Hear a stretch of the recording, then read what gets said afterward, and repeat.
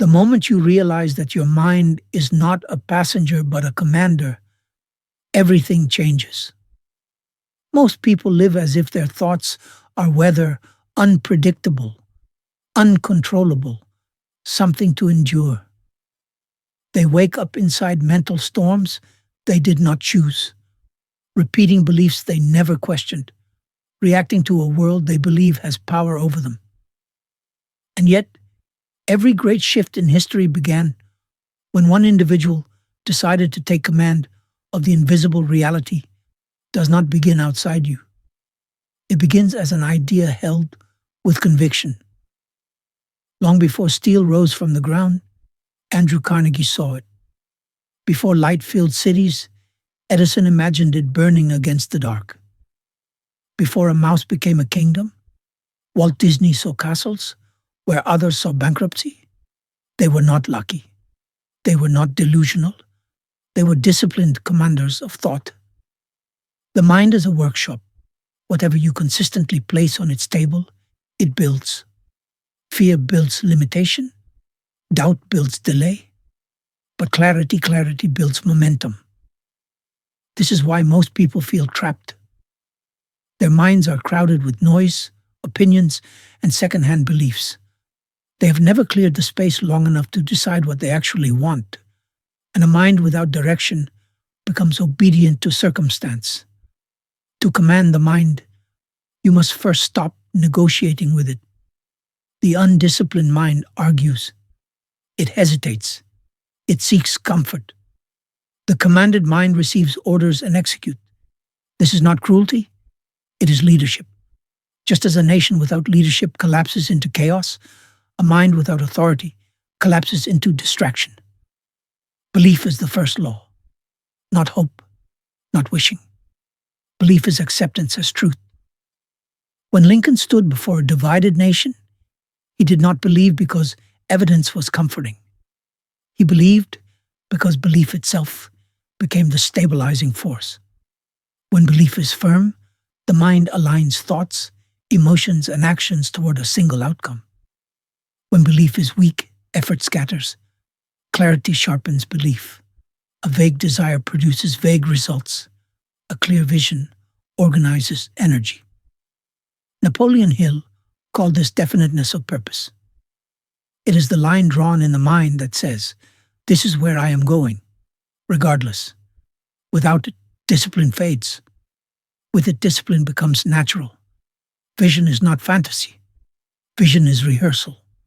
The mind cannot distinguish between a vividly imagined future and a repeatedly experienced one. This is why those who visualize with emotion begin to walk, speak, and decide differently. Their reality starts bending because their identity has already shifted. Purpose gives vision gravity.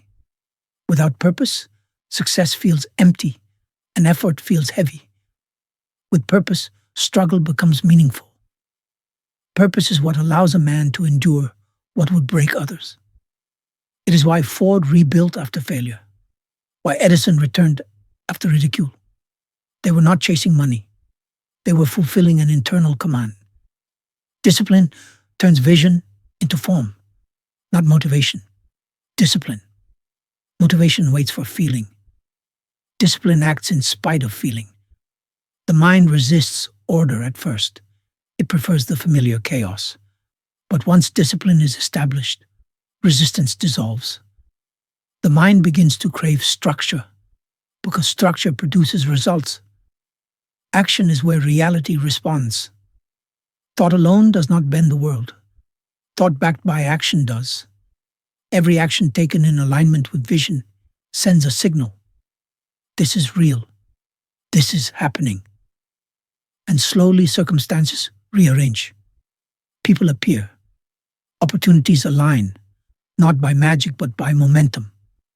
Resilience is command under pressure. When results are slow, when doubt whispers, when the world tests your certainty, resilience answers with consistency. This is where most surrender. Not because they cannot succeed, but because they cannot endure the silence between effort and reward. Learning is the final reinforcement. The commanded mind is always refining. It studies failure without shame. It seeks wisdom without ego. It understands that mastery is never finished.